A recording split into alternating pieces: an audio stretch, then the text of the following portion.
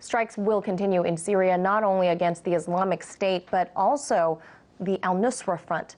They're an Al-Qaeda affiliate that's been operating in Syria the last 4 years, but Al-Nusra will likely be more difficult to target than ISIS.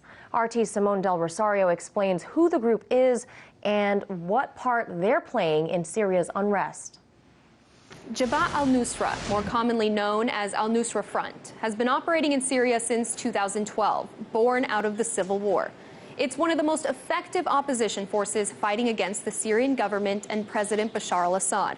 But it's also an Al-Qaeda affiliate and a designated terrorist organization by the UN Security Council, the United States, and Russia.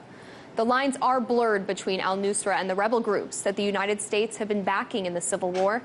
That's because Al-Nusra has entangled itself with other rebel groups and provides protection to people caught in the middle of war in exchange for allegiance. Al-Nusra has control of territory south and west in Aleppo, shown here in the black areas.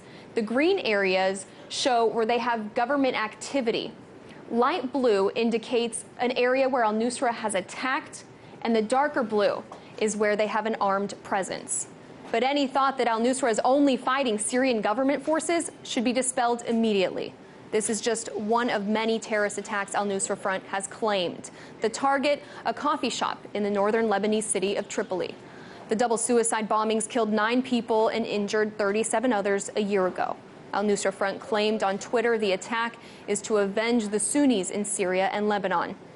That's what Al-Nusra Front wants, a Sunni Islamic emirate in Syria. A Washington think tank, Institute for the Study of War, says Al-Nusra is following Al-Qaeda's lead by embedding itself within an indigenous insurgency, creating a religious and social revolution. It goes on to say the Syrian war has provided Jabhat al-Nusra a nearly ideal environment within which to implement this strategy and has enjoyed worrying success to date. Al-Nusra Front enjoys support from Al-Qaeda and other affiliates, but it's also indirectly supported by countries like the United States that have backed moderate opposition groups in Syria by providing weapons and training.